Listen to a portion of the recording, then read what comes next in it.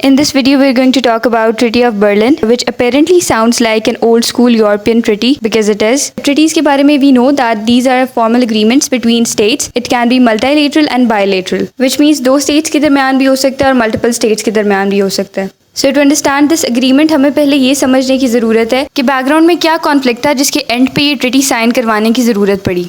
Now in mid 1800s, Ottoman Empire बहुत ज़्यादा week हो गया था due to corruption, weak military and rebel groups. जबकि 17th century से पहले तक Ottoman Empire was one of the major powers.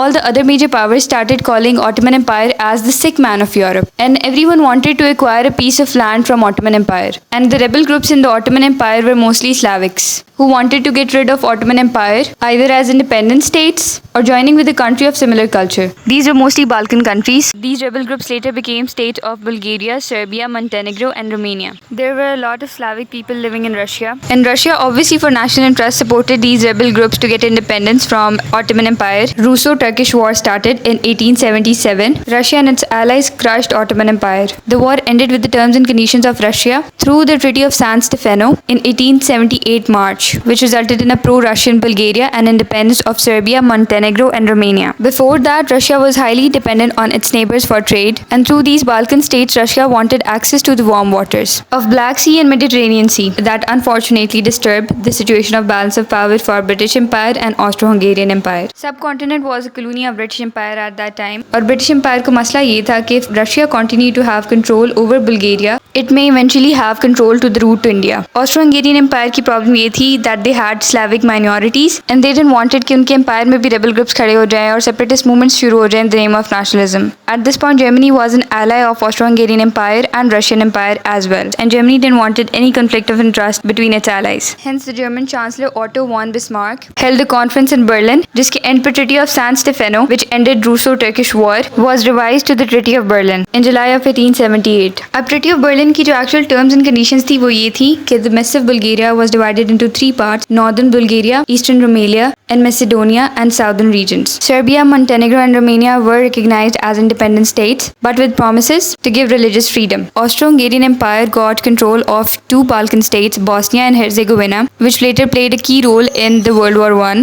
that we will discuss in future videos. So this was the Treaty of Berlin to rebalance the balance of power in Europe.